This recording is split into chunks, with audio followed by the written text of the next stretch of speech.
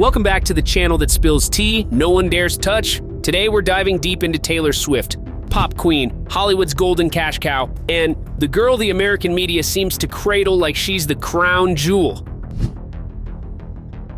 But is that for real?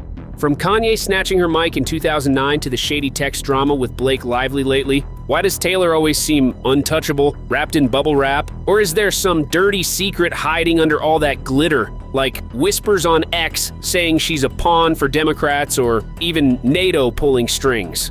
I've been scrolling X till my eyes bled, digging through Rolling Stone, Forbes, even tuning into Candace Owens' podcast for the receipts. Don't play with me, I've got Hollywood's media game on lock. So buckle up as we peel back the layers. Is the media really Taylor's ride or die? Why are they loud one minute and dead quiet the next? And what's being swept under the rug? Get ready, because this drama's gonna have you screaming, I knew it!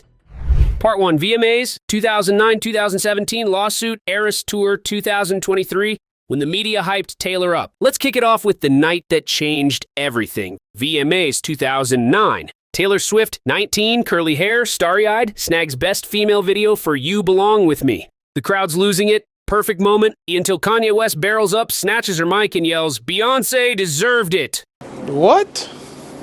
Taylor's frozen, jaw dropped, stage lights blasting her shocked face. Global meltdown, incoming. The media jumps in fast. MTV replays that clip like it's the Super Bowl of messiness. Billboard drops a headline, Kanye overshadows Taylor's win. People post a pic of her in the stands with Taylor Swift, night's victim.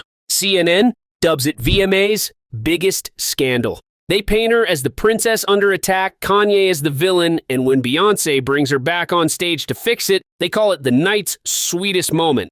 Funny timing, huh, with Obama fresh off his 008 win pushing hope and change vibes. Fast forward to 2017, the David Mueller lawsuit.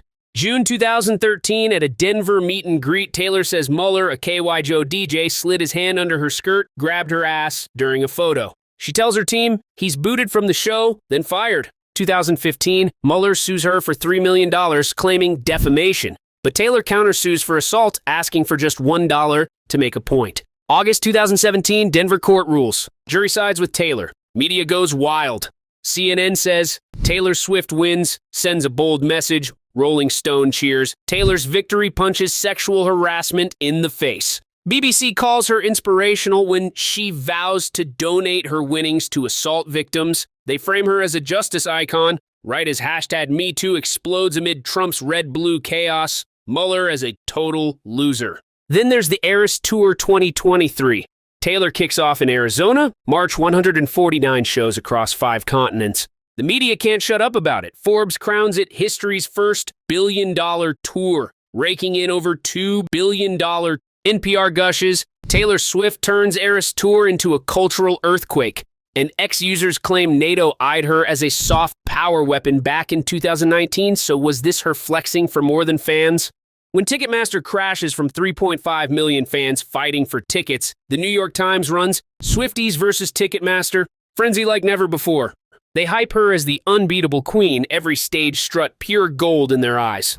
Part 2, Snakegate 2016, when Taylor fell and the media watched. Then 2016, the Snakegate showdown. Kanye West drops famous, rapping, I feel like me and Taylor might still have sex. I made that bitch famous. Taylor fired back, all fired up at the Grammys, saying she never okayed that lyric, subtly slamming it as an insult. Her fans go feral, trending Kanye has over party on Twitter. Media's got her back at first. E! News writes, Taylor's fighting for truth. Vanity Fair brands Kanye the Chaos King who won't quit. But then Trump wins in November and suddenly they're less eager to crown her. Part 3, Blake Lively drama 2025, mystery texts and media silence. Fast forward to now, March 2025, the hottest mess yet. Blake Lively sues Justin Baldoni, director of It Ends With Us. Blake claims Justin harassed her on set, labeling him a creep in a lawsuit filed in California, February 15th, 2025. It's already juicy, but Taylor Swift gets dragged in when X buzzes she texted Blake, maybe egging her on with a sue his ass vibe. Candace Owens fuels the fire on her March 5th podcast. What's in those texts that's got Taylor and Blake's PR teams freaking out?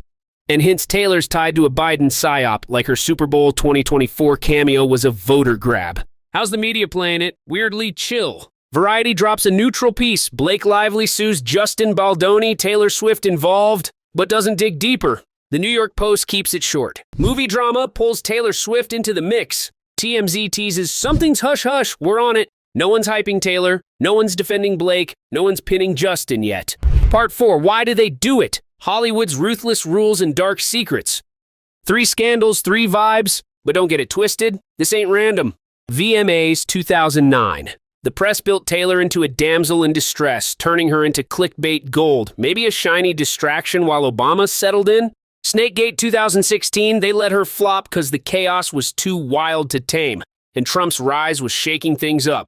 Blake 2025, they're hush-hush, stalking the story like hunters waiting for prey. This is Hollywood's brutal playbook, a machine that runs for itself, not for anyone in it. Why? First cash? Post-VMAs 2009, Nielsen clocked MTV's ratings spiking 35%, ads raking in millions off one mic grab. That wasn't about saving Taylor, it was baiting the crowd for profit. News outlets aren't knights. They're cold-blooded hustlers who know a juicy scandal's worth its weight in gold when packaged right. A Taylor story with Kanye in the headline, 10 times more likely to top Google Trends. They've got it down to a science. Second, control. Snakegate 2016 proves it. Kim's video hits, and it's a mess. Taylor lying or Kanye scheming. No one knows who's winning, so the big papers sit tight. Trump's chaos making Taylor a risky bet. Rolling Stone waits a month for a deep dive, letting X bloody its hands first. They didn't ditch Taylor because they hated her. They stayed clean, swooping in later to back the winner. That's the move. Don't bet early. Steer the story once the crowd's done tearing itself apart. Last opportunity. Blake 2025 is peak predator mode. Deadline spilled last week that Variety's holding an expose waiting for those Taylor-Blake texts to drop. Because that's the real jackpot. That's the vulture vibe. Wait for the carcass, then feast on the best bits. And here's the dark truth. Taylor's no protected princess. She's the perfect prey or pawn for NATO and DNC, X-whispers say. They lift her up when she's raking it in, bury her when she's a liability, and they'll rip her heart out when she's done. As long as the cash keeps rolling. The secret's not the texts, it's the machine itself. A Hollywood that devours its own darlings to stay alive. So is the media Taylor Swift's shield or a shark? Truth is, it's both. Depends when they smell blood. VMAs 2009, they guarded her because she was gold. Snakegate 2016, they let her sink because no one could cash in quick. Blake 2025, they're waiting to bet on the survivor. Taylor's not invincible. She's just the shiniest player in this filthy game, and the media's holding the chessboard. But who's moving the pieces? Hollywood or political bigwigs X keeps buzzing about. But think about it. If those Blake-Taylor texts drop and Hollywood shakes, who do you think they'll save? Taylor, Blake, or their own wallets? That's on you to figure out. Drop your thoughts in the comments. Is Taylor a real victim, the slickest puppet, or a political plant X swears she is? Smash that sub button because this drama's far from over, and you don't want to miss the next explosion.